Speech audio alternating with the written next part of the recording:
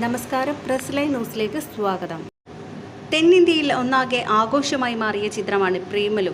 Romantic comedy ചിത്രമായാണ് പ്രേമലു എത്തിയത്. എന്നാൽ ഇതിലൊരു ട്വിസ്റ്റ് കൊണ്ടുവന്നിരിക്കുകയാണ് video content creator Ananthu Raghunath.